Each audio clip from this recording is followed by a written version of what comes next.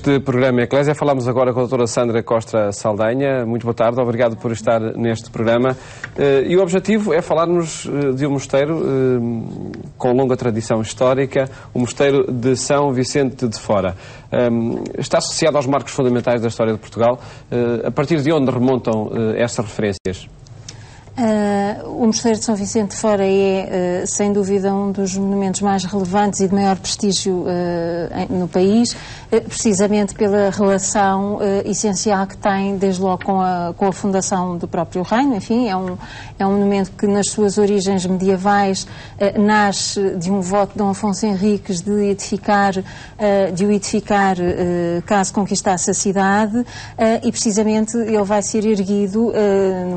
também num local particularmente simbólico, um local com ocupação de enterramentos já bastante antigos, e, portanto, esse primeiro mosteiro, digamos assim, vai nascer ainda nos séculos XII e XIII, a que se associa também depois o poder e a importância e o prestígio da própria ordem religiosa que o vai ocupar, os Cónegos Regrantes de Santo Agostinho, e a todo o papel e preponderância que tiveram no panorama nacional, não só em termos religiosos, como também até em termos políticos e em termos espirituais, evidentemente. Doutora Sandra Costa Saldanha é diretora do Secretariado Nacional dos Bens Culturais e tem desenvolvido muitas iniciativas, muitos projetos em torno deste mosteiro de São Vicente de Fora, valorizando os seus diferentes aspectos. Um deles é a arquitetura. É um marco fundamental na arquitetura nacional?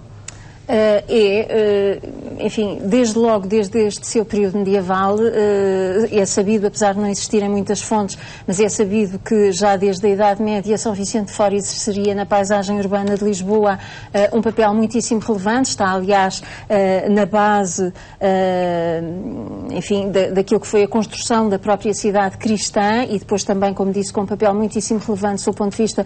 da construção urbana da própria cidade. Os vestígios desse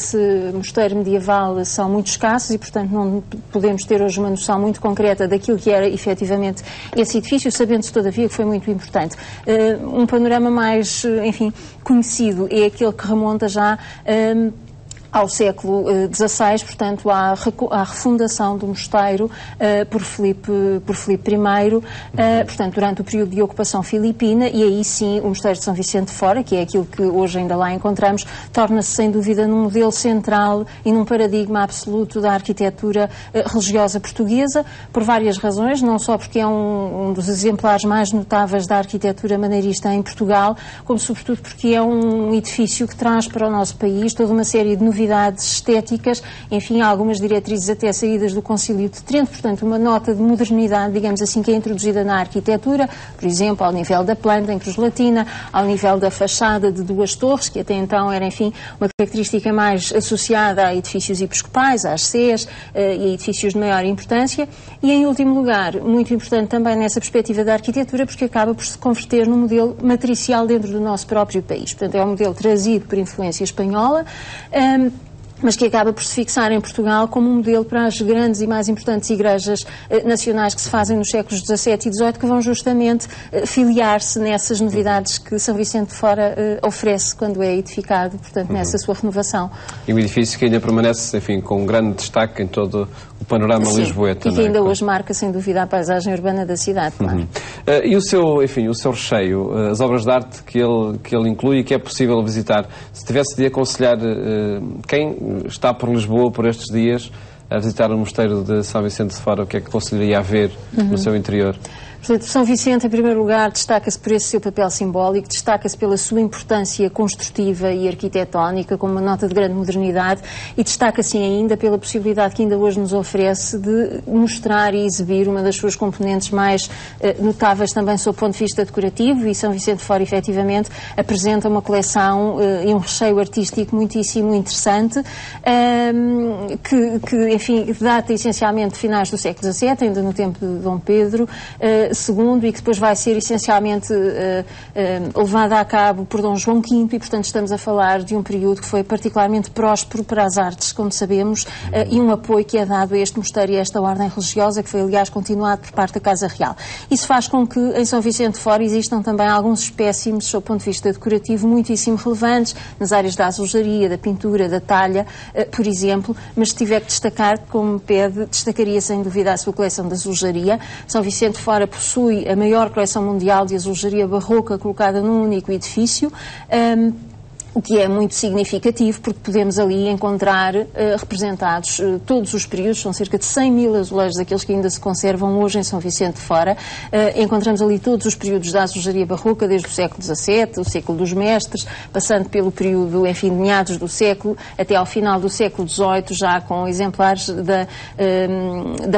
famosa fábrica de cerâmica do Rato, e uma interessantíssima coleção com as fábulas de La Fontaine, que é também única no país e que ainda ali se conserva.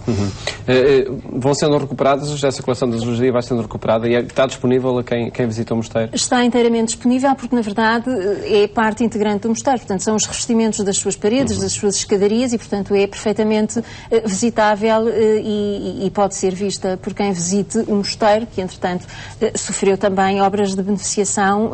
há relativamente pouco tempo e, por isso, se oferece, enfim, aos visitantes para uma fruição que é muito interessante ao nível de todas estas áreas. Foi no mosteiro também que nasceram muitas obras-primas ao longo do século XIX.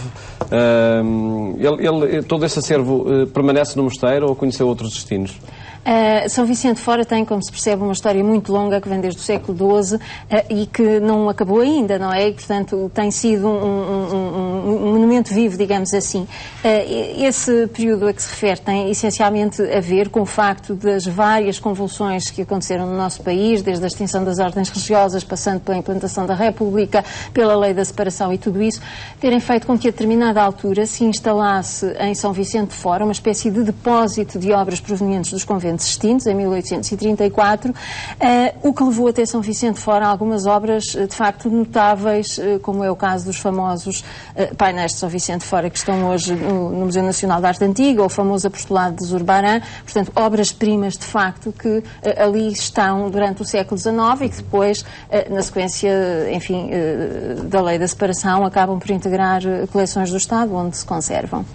Quem visita o mosteiro hoje, que espaços é que tem ao seu dispor para poder admirar? No século XX, o mosteiro foi entregue ao Patriarcado de Lisboa e, na sequência disso, nos anos 90, em 98, são ali instalados os serviços da Cúria Patriarcal, o que permitiu, paralelamente à renovação que é feita e à adaptação do espaço, que fosse criado também um Museu dos Patriarcas em São Vicente de Fora e, portanto, esse é desde logo um espaço a visitar, portanto, onde se reúnem uma série de obras relevantes do Patriarcado de Lisboa e dos Patriarcas de Lisboa e todos os seus espaços monásticos estão lá e podem ser visitados. Eu destacaria como espaços mais notáveis a igreja, evidentemente, os claustros, onde esta coleção de azulejos se pode encontrar, a sacristia monumental e uma das mais ricas e interessantes do ponto de vista artístico no nosso país. Por exemplo, enfim, os vários espaços permanecem e podem de facto ser vistos. E depois é possível também admirar uma muito bonita paisagem. E uma paisagem maravilhosa sobre o Tejo e sobre a cidade de Lisboa, que é, aliás, única.